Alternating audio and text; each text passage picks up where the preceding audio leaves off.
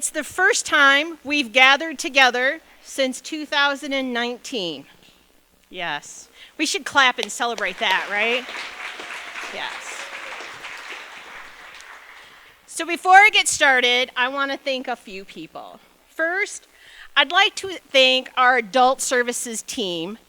Janina and her staff have done an amazing job to put this event together, to bring you all here in this room, and to accomplish bringing such a renowned author as Craig Johnson today.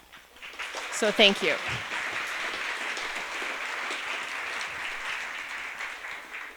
I'd also like to thank the 30 local Colorado authors that are here in the room with us today.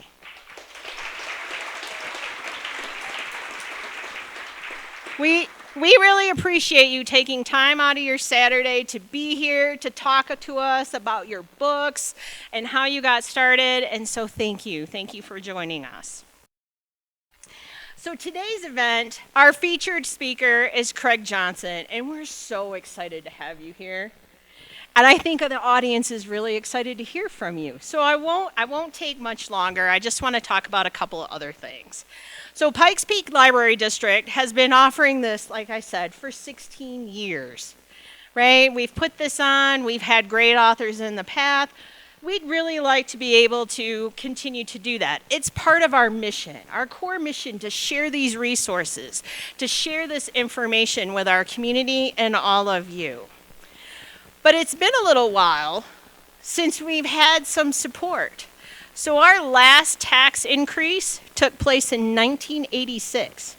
How many of you in this room weren't even born yet? Right? I mean, I was thinking about this morning, and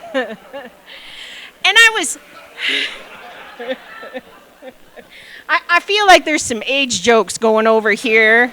But I was thinking about this morning. In 1986, think how different things were back then. I mean, I was 16 years old, and I had a class. I worked in the school library, and the school librarian says to me, "Timmy, you really need to become a librarian." And I'm like, oh, no, I am going to be a lawyer. Now I got older and wiser, and I finally listened to her. And when I took this job at Pikes Peak Library District, I did call and say, "I'm really sorry I hadn't listened to you a long time ago." So, because being a librarian is my second career.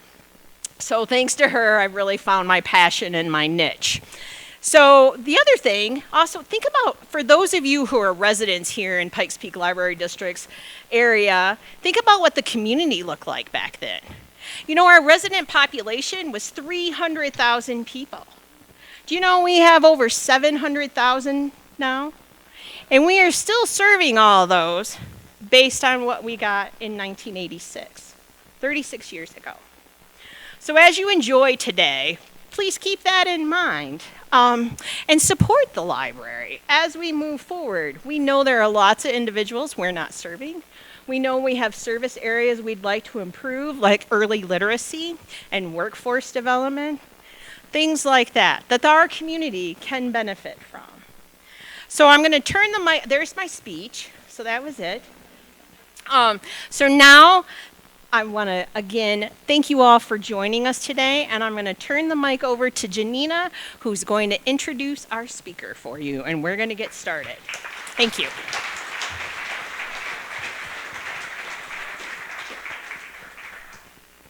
Good afternoon. Thank you again for joining us for Mountain of Authors. Before I introduce our speaker, I do want to acknowledge specifically the library staff who worked so hard to make this event a success.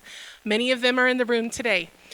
On the team were Heidi and Melissa and Brian, Joe and Megan, and you've probably interacted with them sometime already today. And then today we had some extra help from Katie, Sandy, Sarah, Meredith, and Patrick. That's what happens when I read things. I read ahead, I guess. So thank you all for your hard work and contributions.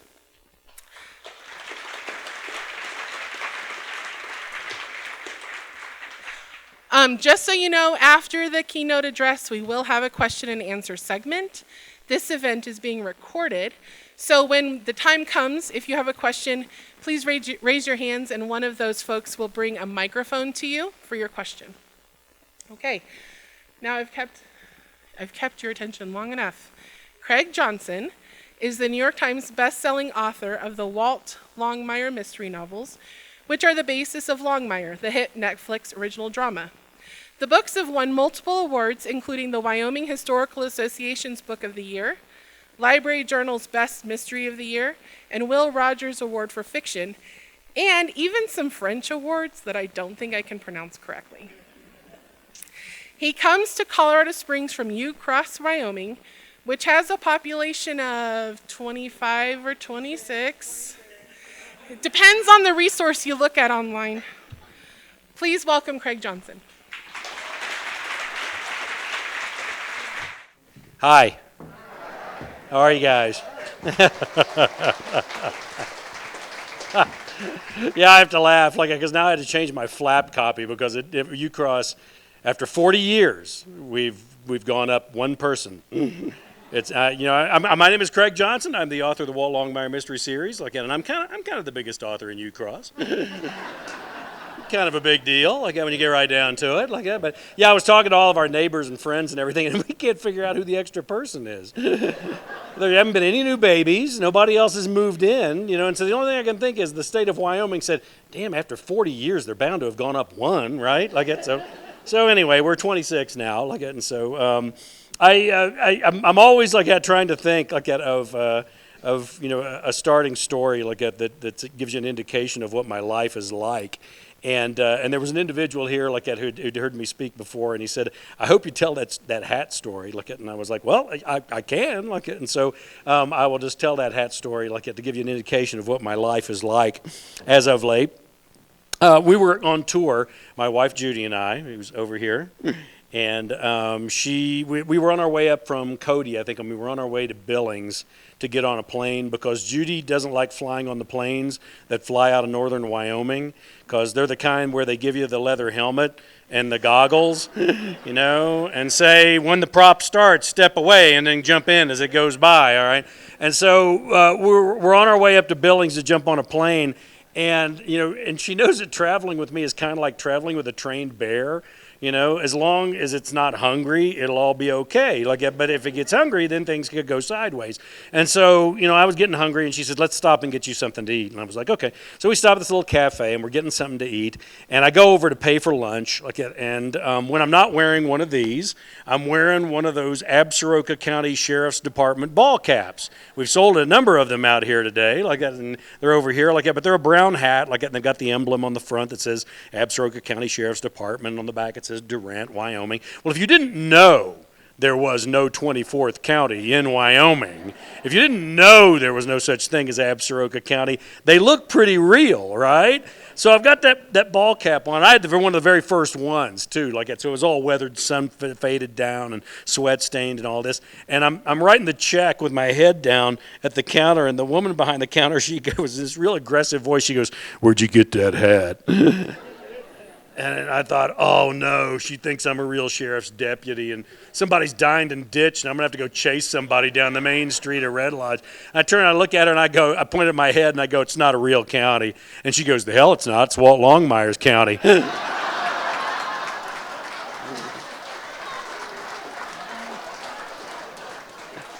So I felt like I'd been smacked, So I looked at her and I go, "Well, I'm Craig Johnson." And she goes, "So?" And I said, "Well, I'm the guy that writes the books." And she goes, "What books?"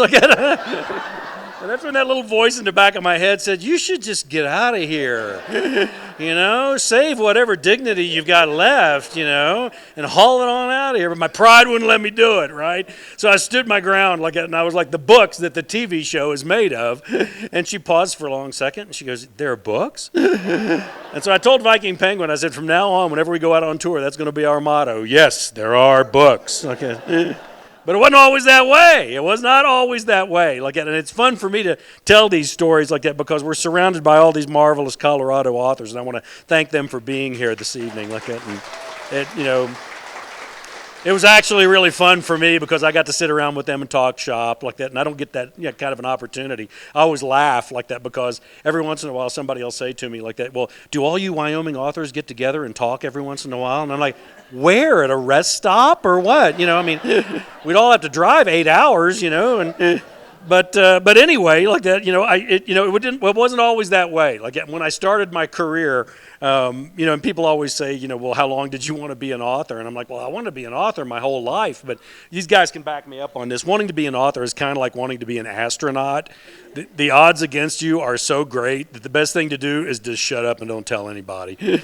And then, if you do accomplish it, it's like a miracle overnight, that it happened. And so, I got this idea. I had this idea like that. And you got to remember, this was about 20 years ago like that. And it was the period in time when all crime fiction was all this really noir, gritty, detectives, back alleys, big cities. They were making meth in their bathtubs and burying bodies in the backyard, and real anti-hero kind of stuff like that. And I thought to myself, well, what if you had a guy who was like okay? What if you had a guy, who wasn't alcoholic and didn't beat his wife and didn't do all these horrible things like that? What if he was decent? What if he was a decent individual?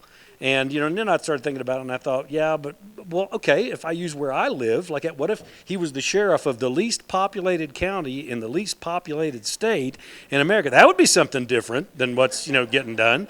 Will it sell? I don't have any idea whether anybody will buy it or not like that, but, maybe that's something I could think about doing like that. So I sat down and I wrote the first 2 chapters of The Cold Dish, the very first Walt Longmire book, all right? I wrote those first 2 chapters, took me a couple months, and I wrote those first 2 chapters, and they were horrible. They were really, really bad. Like, I know because I wrote them. I know how bad they were. Like, and so I thought, well, what's wrong with them? Why are they as bad as I think they are? Like, and I thought, you know what? You don't know enough about rural sheriffing. You need to go talk to a sheriff and find out exactly, what they do and how they do it.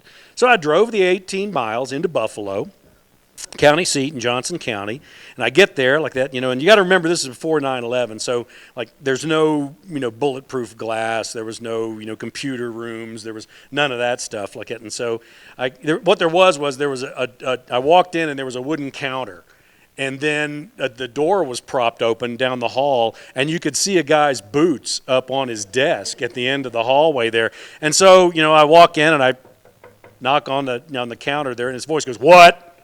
And I said, "Hey, Sheriff, could I talk to you for a minute?" Like, and this fella comes walking out. This fella by the name of Larry Kirkpatrick. He'd been the sheriff there in Johnson County for I don't know how many years. And comes out, and I said, "Hey, my name's Craig Johnson. I got a little ranch out near Ucross, and I'm writing a murder mystery about a Wyoming sheriff. I was hoping that maybe you could kind of help me as I'm working on this." Like, and he said, "Well, come on back into my office." Like, and so I walked back into his office, and he had bookshelves in his office. And I got to tell you, I've been in a lot of sheriff's offices in the last 20 years, purely on a professional basis. Like, and not all of them have bookshelves in their offices. I got to tell you, like, so I thought this is a good sign. This is probably good. And so we sit down, we talk for like about 5 or 10 minutes or so, like, and we finish up, like, and he goes, "Well, I don't know how much help I'm going to be to you. I've never done anything like this." And I said, "Well, I'm not looking for literary criticism here. I'm looking for how you to process a homicide investigation with limited resources and staff and all of this." And so he said, "Well, what the heck? I'll try. I'll give it a shot." Like, and so I walked out of that office just so sure that I had solved all my problems that I went home and added on to my house. Then I built a barn and loading chutes and corrals, and my wife had a store she wanted to do over in Sheridan, like it, and there was an old opera house, and I tore it all out, like it, and redid all of it for her. And so I got back to the ranch one day, like it, and I'm back in the office, and I'm digging through the drawers there trying to find something, and I pull open the third drawer down on the right-hand side, and those 2 lonely little chapters of The Cold Dish are looking up at me. And I pull them out of there, and I set them on the counter there. And 10 years had gone by. 10 years. Yeah, so I don't want to hear any of that crap about writer's block, okay? I don't want to hear that. So I I start reading those 2 chapters, and they were just as bad as I remembered them being from all those years before. They were horrible. Again, so I thought, I'm going to have to go in and reintroduce myself to this guy all over again. I'm going to have to go in and reintroduce myself to the sheriff. I knew he was still the sheriff because I'd voted for him 3 times. And so I went in, and I couldn't work up the nerve. I just couldn't work up the nerve. I just thought, this is embarrassing. I ask him for help, and then I run off for a decade, and then I come running back with my tail between my legs, and I just couldn't do it. And so finally, one day I was in town, and I was filling up the ranch truck, with diesel. And I'm standing there in the Texaco station at the pump island. As I'm standing there, this cruiser pulls in over on the other side, and pulls in and stops, And this guy gets out, and he, puts the diesel into his truck, and he's looking at me. He folds his arms, he kicks his hat back like this, drops his Ray-Bans down on his nose, and he's crossing his arms, and then he's looking at me. He's giving me this look that says, "What did I arrest you for, and when was it?" And I thought, this is going to be even more embarrassing than I thought, because it's going to be, in public. And so I stuck my hand out and I said, "Sheriff Kirkpatrick, you're probably not going to remember me." And he goes, "Your name's Craig Johnson. You're the one that's got that little ranch out near Ucross, and you're writing a murder mystery about a Wyoming sheriff." This was a 5-minute conversation from 10 years previous. I looked at him and I said, "That is absolutely amazing." And he goes, yeah. If you don't mind me saying so, this book's going kind of slow.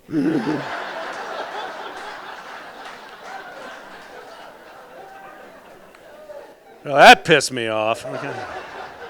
But he was right, what can I say, So I decided, all right, I'm going to get in this thing gung-ho. And so I went back to the ranch, and by golly, this time I'm going to hit it, and I'm going to hit it hard, right?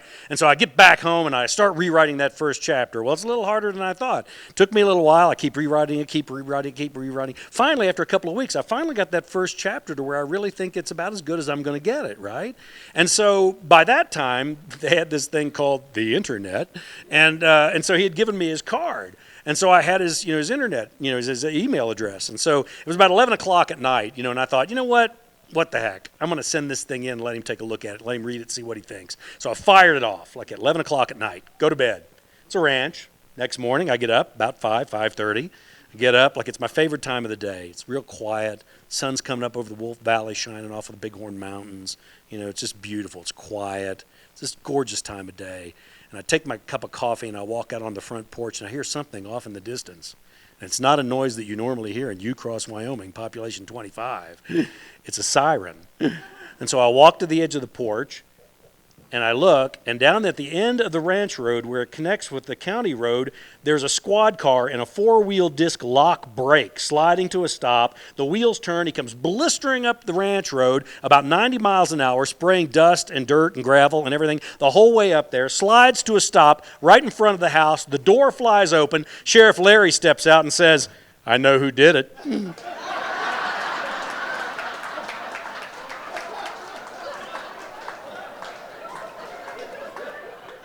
All I could think was, I must really suck at this, And I said, "Larry, are you sure you want to guess? I mean, you're only 1 chapter into a 16-chapter book with an epilogue." And he goes, "I'm a trained professional. I know who did it." I was like, "All right, who did it?" And he guessed and he was wrong. And I took a great deal of enjoyment in telling him that he was wrong, I got to tell you. And he just looks at me for a minute, and then he goes, "Well, damn." And he takes his hat off like that, throws it back in the car like that, and jumps back in, shuts the door, and turns around and goes back down the ranch road. I thought, well, I've lost that source, haven't I? So I'm thinking, I'm going to have to write this thing on my own, I guess. And so I, start working on the second chapter. In a couple of weeks, I've got it to where I think it's really pretty good. I'm thinking, I can send it in. And then I thought, I'm going to go ahead and send it in to him anyway. Even if he doesn't answer, he doesn't answer. But I'm going to send it to him at least, right? So I'm not making the same mistake twice, though. It's 2 o'clock in the afternoon. And so I send the email off, send the Word document into him. 20 minutes later, the phone rings. It's Sheriff Larry. I know did it now. I said, "Larry, you can't guess after every chapter." And he goes, "Hell, I can. It's my county. I can guess as many times as I want." I was like, "All right, who is it?" He guessed and he was wrong again. And I told him, and he says, "You're just changing it every time I guess." I said, "No, Larry, I got a 10-year-old outline I'm working on." He guessed after every single chapter, and he never got it right. And I got to tell you, I told Larry, I was like, "You know what? I'm feeling pretty good about my abilities as a crime fiction writer, but I'm starting to have some serious doubts about the Johnson County Sheriff's Department, I got to tell you." But it was a really wonderful relationship, and he was very helpful to me like that, but I learned a lot of things very quickly. Like that, the first thing when he read the first chapter, one of the first things he said was, "You got 2 mistakes in the first chapter." And I said, "Well, what's that?" And he said, "Well, when you turn right on Fort Street, the next street up on the left is not Aspen." And I was like, "Oh, I'm not fighting that crap for the rest of my life." Like, hello, fictitious county. And that's how Absaroka County came to be. And I said, "Well, what's the second problem?" And he says, "You got people drinking beer out of bottles in a bar out on the Powder River." He says, "It's can-only bars out on the Powder River, Craig." And I was like, "Really?" And he goes, "Yeah." And I said, "Well, why is that?" And he says, "Because people use bottles and hit each other and hurt each other. And they throw them. And I said, "Well, Larry, you can throw a full can of beer and hurt somebody." And there was a long pause, and he goes, "Craig, nobody on the Powder River ever threw a full can of beer." So the learning curve was like a little sharp for me there for a while. But then, then something exciting happened. And it's always fun for me to talk about this when I'm doing a library event. I actually got the first library that ever contacted me was Meeteetse. You guys know where Meeteetse is over in Park County? And it's where the Chiefs meet. It is the name. And they wrote me an email, and they said, "Hey, is there any way you'd ever think about coming over and doing a library event with us?" And I'd never been asked to do anything by a library other than shh, so I thought, great. And so I wrote them back, and I said, "Yeah, absolutely. I'd be happy to do a library event with you guys." And she wrote me back 3 minutes later and said, "Just so you know, we're just a little branch library out of Cody here in Park County, and we don't have a lot of money for honorarias." And so I quick looked up what an honoraria was, and I wrote her back, and I said, "Well, once you reach a certain level of literary notoriety, it's very difficult to negotiate your own honoraria." And I said, "Mine's the same as it's always been, a 6-pack of Rainier beer, cans preferred." Well, she wrote me 2 minutes later and said, "Done." The problem with that was that got in all the newspapers in Wyoming. And subsequently here, 17 years later, I have done all of the 63 libraries in the state of Wyoming. But before you applaud my selflessness, you should probably know I haven't bought beer in 17 years, all right? It's been a mutually beneficial relationship, for both parties, But it was really kind of funny because we were talking about, it was actually when she was talking about the spirit of Steamboat. That's actually one of my favorite things, that I actually got to write the book that was the first state read for the state of Wyoming. And it was really kind of cool, I got to go down to Cheyenne to the state library, and, the governor was there, and the attorney general was there, and the state librarian was there. And let me tell you how much librarians like bringing beer into their libraries. The state librarian had wrapped it up all in brown paper and, and packing tape and twine and everything. It looked like heroin is what it looked like, And so she brought it out and she set it on the podium, and she goes, "This was really kind of hard to get." And I was like, "Well, yeah, I know it's kind of a working class, blue collar beer. It's kind of difficult. A lot of the bars don't carry it anymore." And she goes, "No, you don't understand. The distributors have a hard time getting it." And I was like, "Well, yeah, if the bars don't carry it, the distributors, they don't carry it either." And she goes, "No, you don't understand. The brewery is out of beer." This was 2 weeks after the TV show Longmire had started. And everybody saw, Robert Taylor drinking Rainier beer, and they all went out and bought it. I don't know if they drank it, but they bought it, right? And so I'm thinking, it sounds a little weird. I'm thinking, could that possibly have happened? And so I decided I'm going to call them up. So I call up the headquarters, for Rainier beer, and I asked them. I said, "Hey, are you guys?" And the guy's like, "We are out of beer. We have been brewing this stuff since Prohibition broke, and we have had a spike in sales unlike anything we've ever had before, and we have no idea what's going on." And I was like, "Well, let me tell you, in my line of business, we call it clue, And so I'm telling him about Walt Longmire, the sheriff of the least populated county, and how he needed a signature drink. And I didn't think that Walt would ever drink a shaken, not stirred martini. So I thought, maybe a Rainier beer would probably be it. And so we have this wonderful conversation, goes on for about 5 or 10 minutes or so.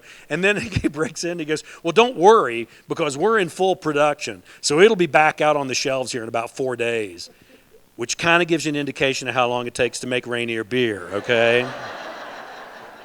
I mean, if you're thinking that it's aging in fine oak casks, in ice caves up in the Cascade Peninsula, you better rethink. Like that is all I can say. But that's that was really kind of like how things kind of happened as far as the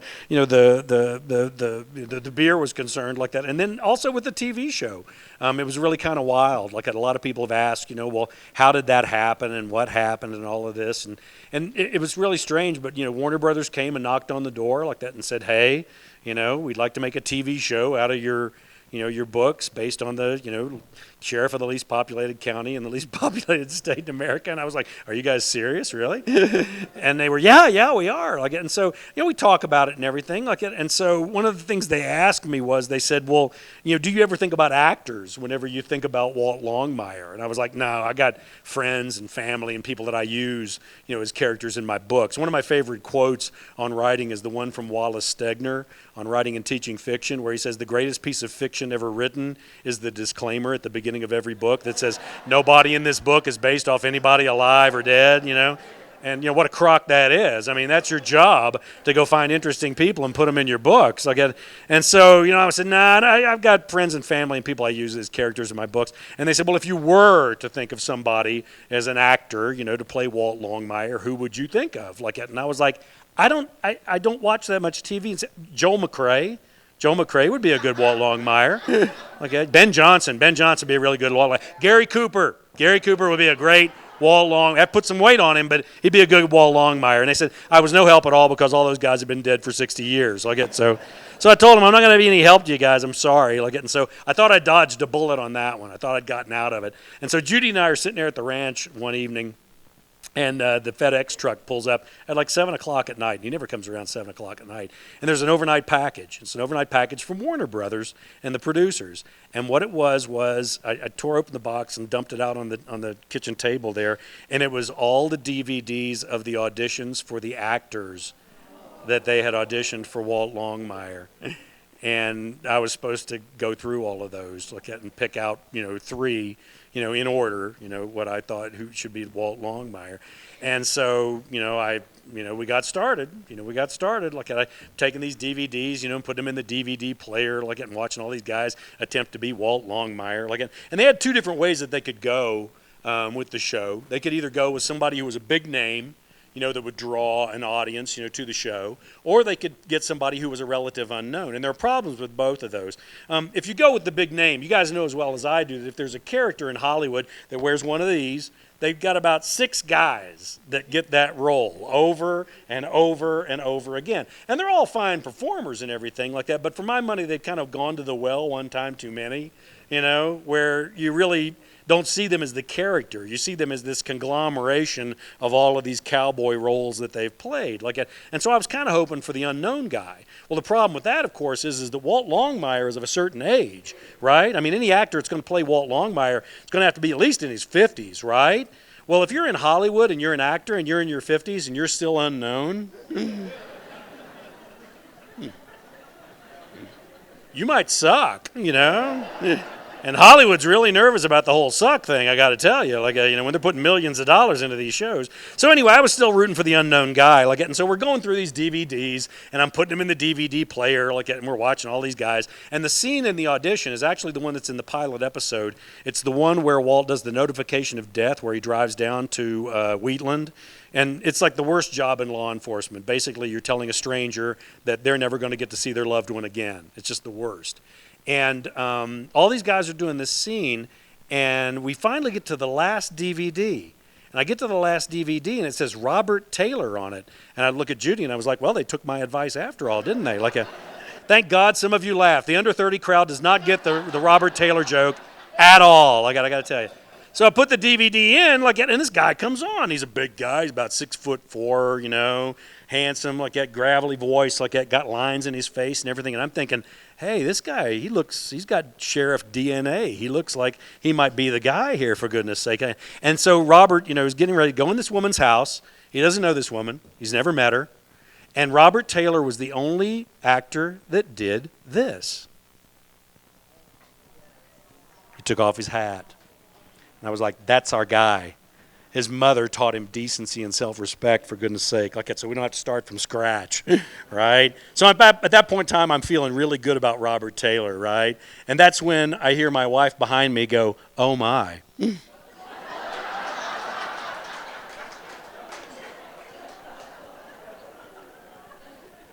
I turn around, I look at her, and she goes, "He's handsome."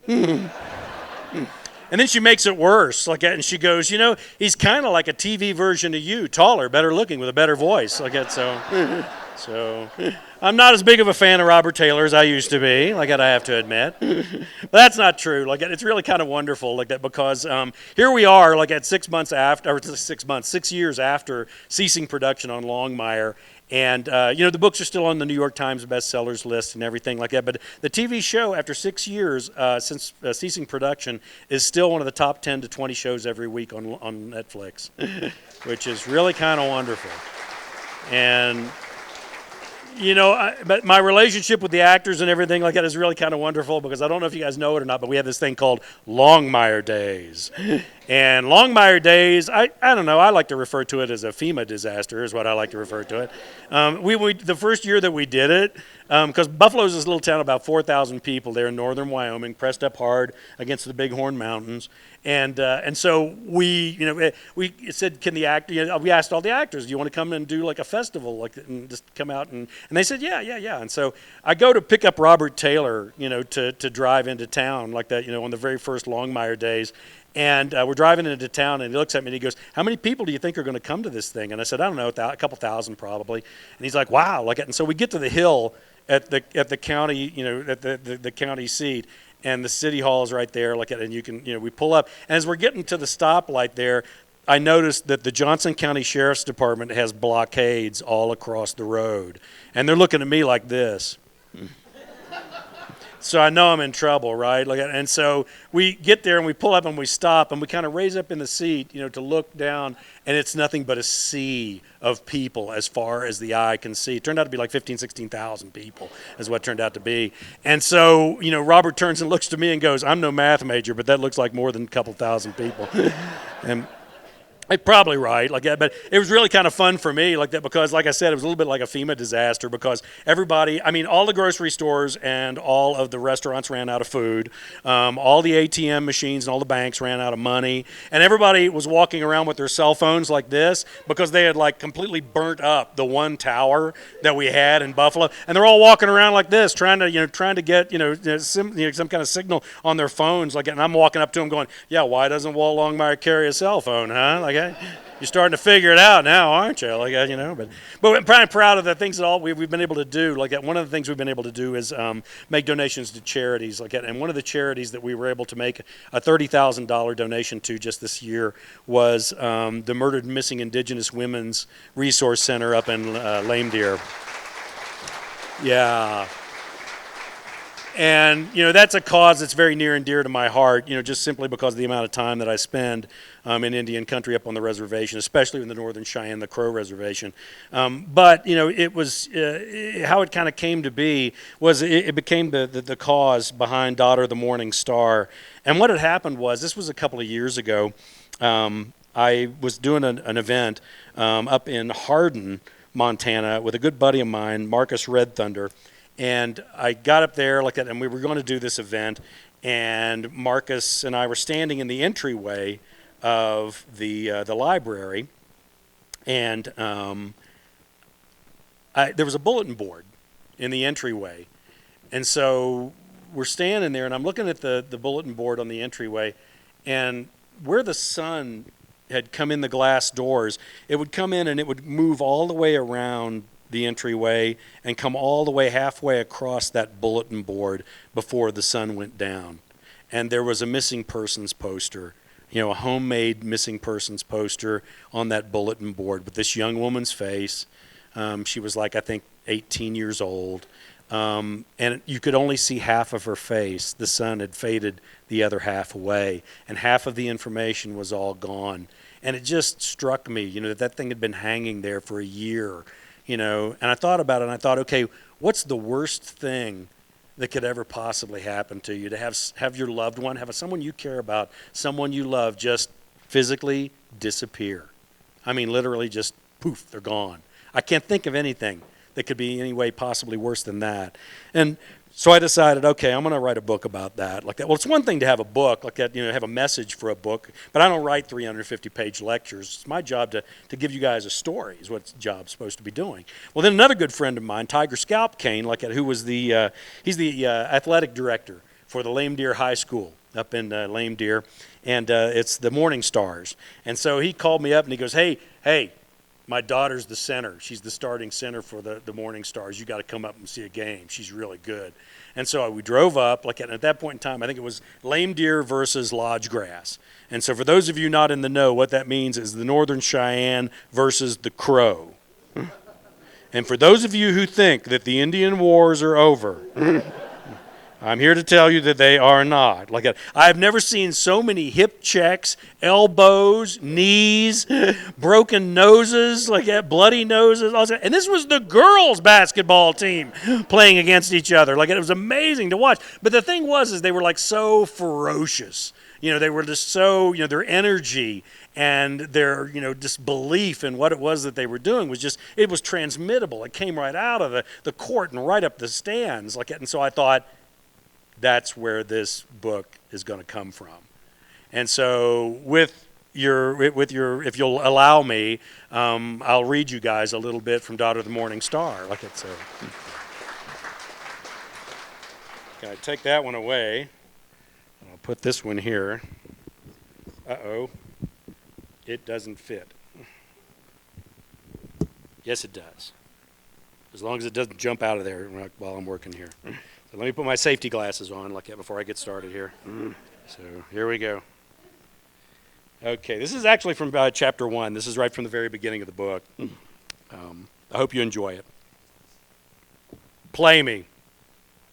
Sometimes I drive to the borders of my county and I look and see the end of the world. And sometimes I actually see it. Or I think I do. But maybe what I see is myself. And that's enough to send me scurrying back the other way. I like to think that I used to be braver, but maybe I just didn't know any better. When I was young, all I wanted was out. I was pretty sure that the only reason I participated in sports was to do that, to go on those endless bus rides, even if it was just more of Wyoming, with maybe a little Montana and South Dakota thrown in. Along the way, with a little size, speed, and muscle and brains, I was able to land a spot as one of the top 10 teenage offensive linemen in the country. The University of Southern California took note and offered me a scholarship where I even won a Rose Bowl for the maroon and gold against Wisconsin, 42-37. I graduated, lost my deferment in doing so, and found myself wearing the khaki and olive drab of the United States Marine Corps. The Corps taught me all kinds of things that college hadn't, like how to shine my shoes, say sir a lot, and take other people's lives. The biggest thing it did was pin a star to my chest, something that's still there today. I am a sheriff. The final letter of the law in Absaroka, the least populated county in Wyoming, the least populated state in America. Kind of a period, if you will, on the great sentence of justice. But right now, I was retrieving a basketball from dead frozen grass and tossing it back to an 18-year-old phenom. Luckily, I didn't have to do it very often because she didn't miss very often. Not my game. My words clouded the air as I threw the ball and she caught it with long, nimble, artistic-looking fingers. Chicken shit. She turned and dribbled through her legs, circling out to the top of the key where she half-turned and flipped up, three-pointer. All net, or whatever net was left, with the red, white, and blue nylon strands that had faded by the sun, rain, and incessant wind of the high plains. The unraveled threads like a horsetail swishing at an unseen fly.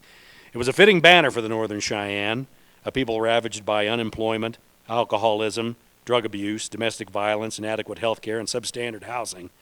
I passed the ball back. So, you got another note? She turned, dribbled to the baseline corner, and flipped the ball up again. And I watched as it slipped through the net, the ball caressing the nylon with a swirling sound like hope, and then bouncing on the pockmarked asphalt before rolling to a stop near the ragged chain-link fence. Flipping the dark hair from her face, she stared at me with polished magnetite eyes. You don't answer my questions, I don't retrieve the ball. Her head kicked sideways in disgust, but I was unfazed. I have a daughter. Yes, I walked over to the fence to get the ball and bounced it to her. Care to elaborate?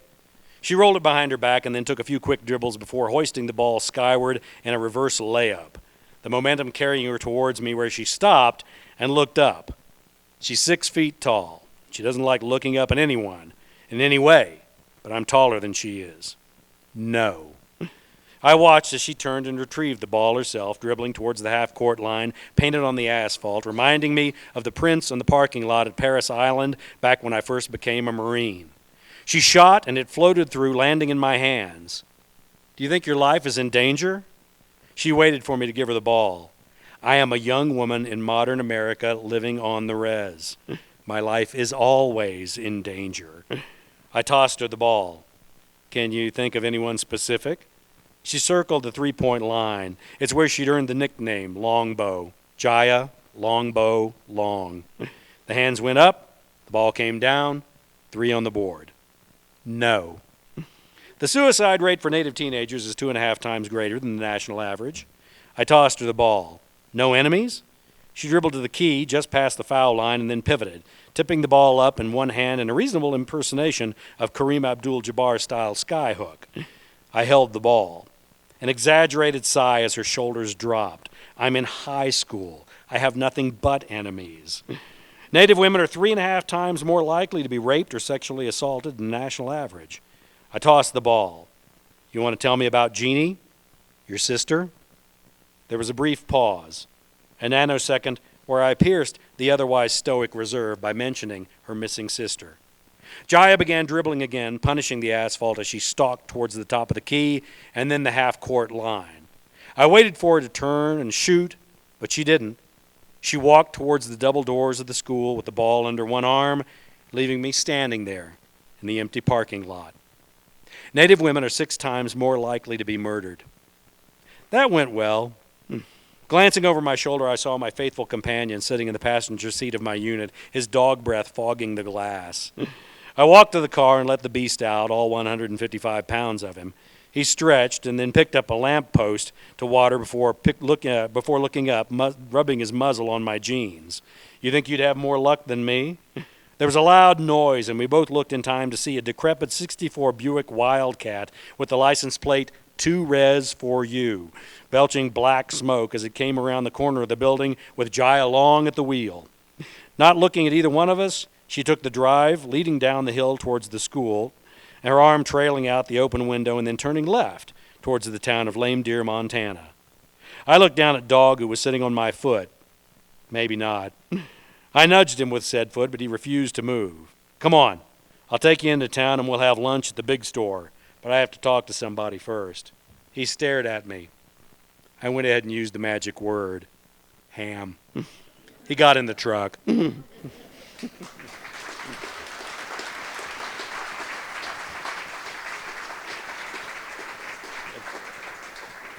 It's fun for me, like, to talk about Hollywood, like in the TV show and all these wonderful things. But I got to be honest with you, like that. There are times when I feel just a little bit sorry for them, to be honest with you, like that. And the reason for that is pretty simple. They kind of have to commit. They have to commit to casting, to wardrobe, locations, all these things. And it's never quite as good as this one incredible secret weapon that I've got. It's called the reader's imagination. Because that's what I do. I stack up the words, hopefully not too many, hopefully not too few, but just enough to be just like dominoes. And I stack all those dominoes up, all those words, and then I start you off at chapter 1 and tip that first word over, and you do all of my heavy lifting for me. And I got to tell you, it's a pretty wonderful place to work. Thank you.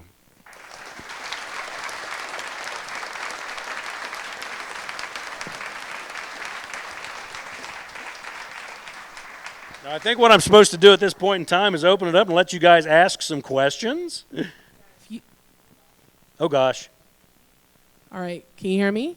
Yes? I can. Okay, if you have any questions, raise your hand, and Katie will come around with the microphone.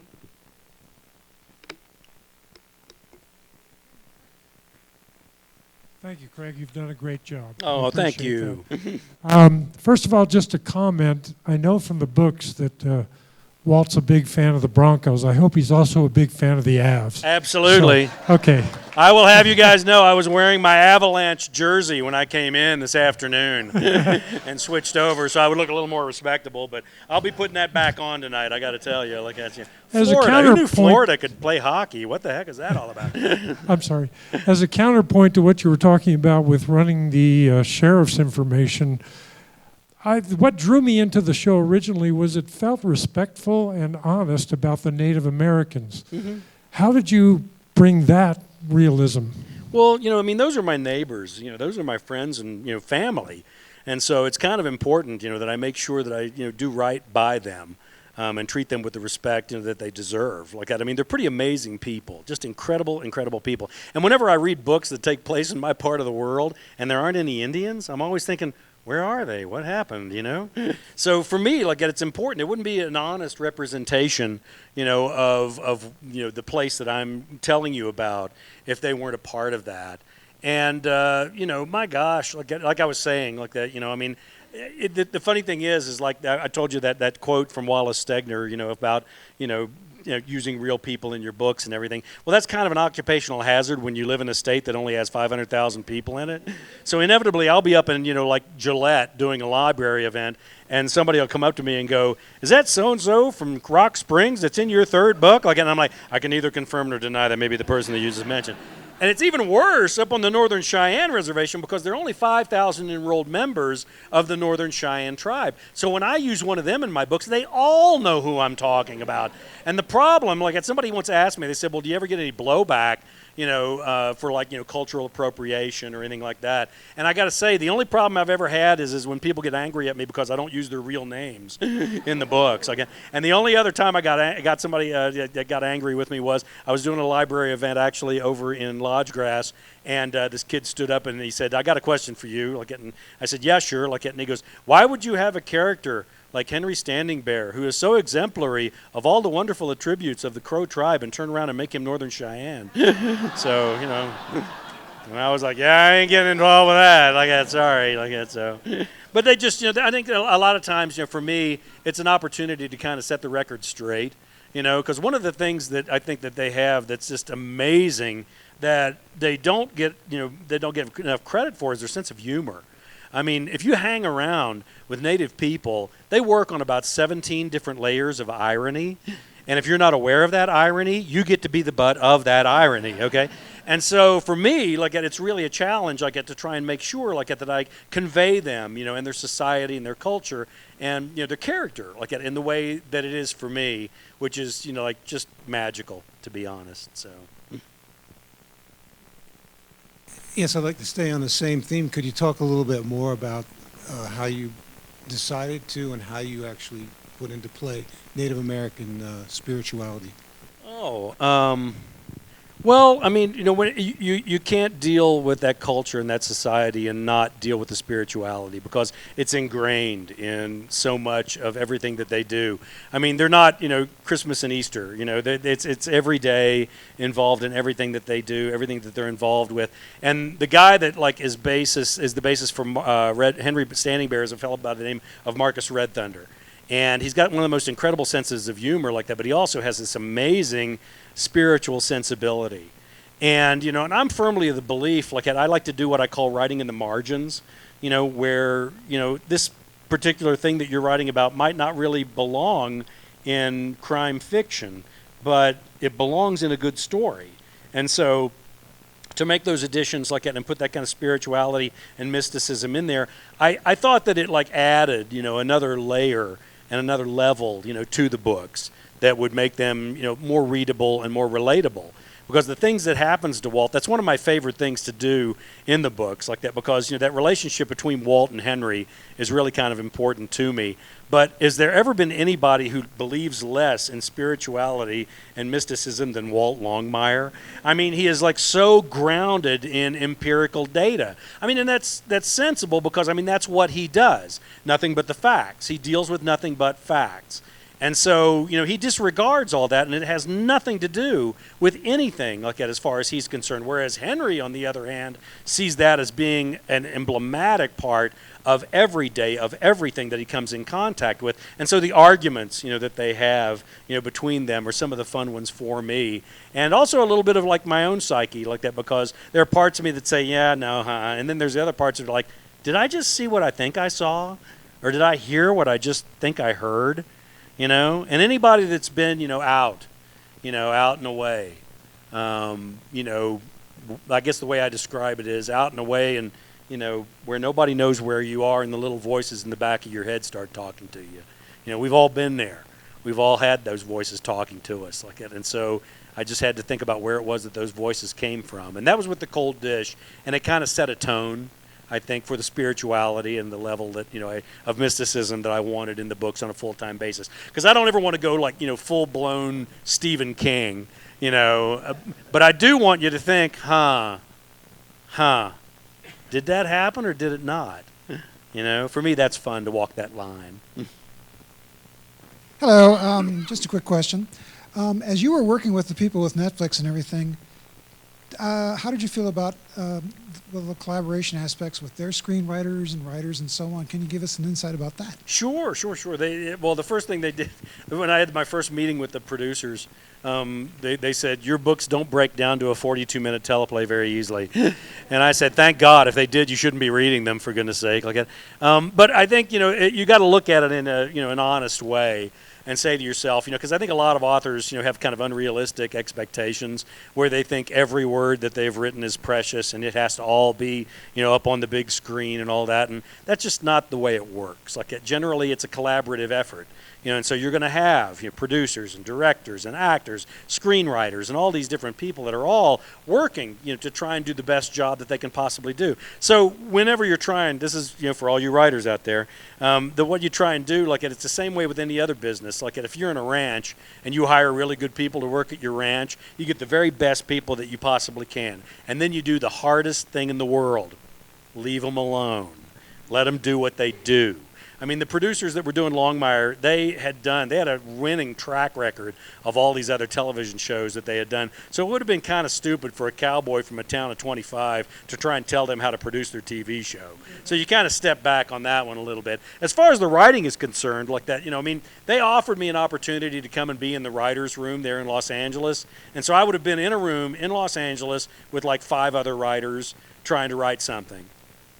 That sounds like my hell. That's all I can say. I don't work and play well with others. I don't collaborate. I just don't, because I'm too used to just doing it by myself, and I like, doing it by myself. I like being the one that calls the shots, and does the work. And so, I decided, I don't really want to do that. So what they would do is they would send me the scripts whenever the writer's room would get done with them, and then I would go through and give them notes on it all the time. We would agree on some stuff. We would disagree on some stuff. And they were very, very good about explaining to me why it was that they were doing certain things. And the one that I always use as an example was the very first one that we had a disagreement with was they said, we're thinking about making Walt and Henry 10 years younger than they are in the books. And I had the immediate, John Wayne redneck cowboy response where I was like, well, now why are we doing that? And they said, well, because we'd really like this TV show to run for 10 years, and we'd rather not have Walt and Henry on walkers, by the time, we get to the end. And so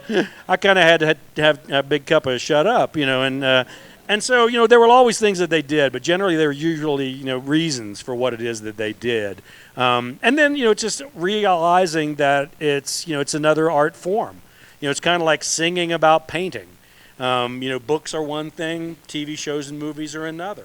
And, there's always that great, statement, from Hemingway, whenever, somebody asked him about, a movie of one of his books, and he goes, a movie of a book is kind of like an iceberg, okay? 1/8 is sticking above the water. That's the movie. That other 7/8 that's sticking out down there, that's the book. So... I really enjoy reading your books, but also listening to the audiobooks. Thank you. And especially George Goodall is such a great narrator.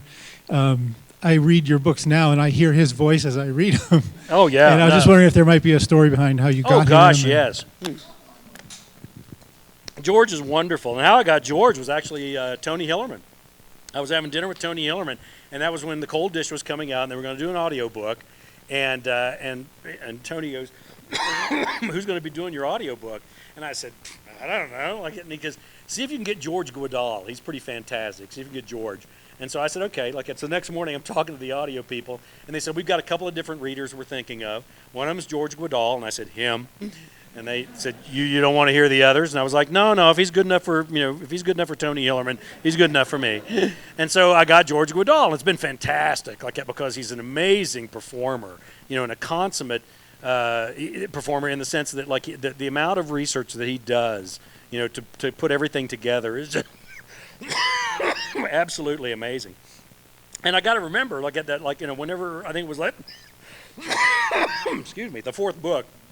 I actually had an opportunity to do a conversation with him after one of the recordings.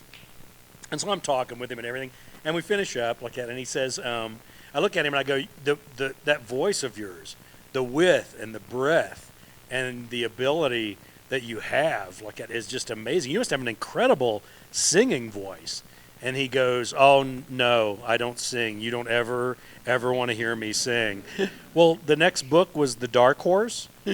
That's the one where Walt's in that cheap motel out on the Powder River, and the guys next door are playing the AM radio really loud, and it's Eddie Arnold's cattle call, Oh, I get a call from George, and he goes, "You son of a bitch." I was like, "Hi, George, how are you?" And he's like, "You don't have Walt sing for 4 books. I tell you, I don't sing. Suddenly Walt's singing in the next book. Not only is Walt singing, but he's yodeling, really?" So I don't know if George has actually forgiven me yet or, not. So, but yeah, he's a marvelous, marvelous performer, a real asset, to my career, I have to admit. So anybody else? I'm sorry. I think that's all we have That's time it. for. It's all. That's it. That's all. I'm sorry. Thank you guys so much. I appreciate it.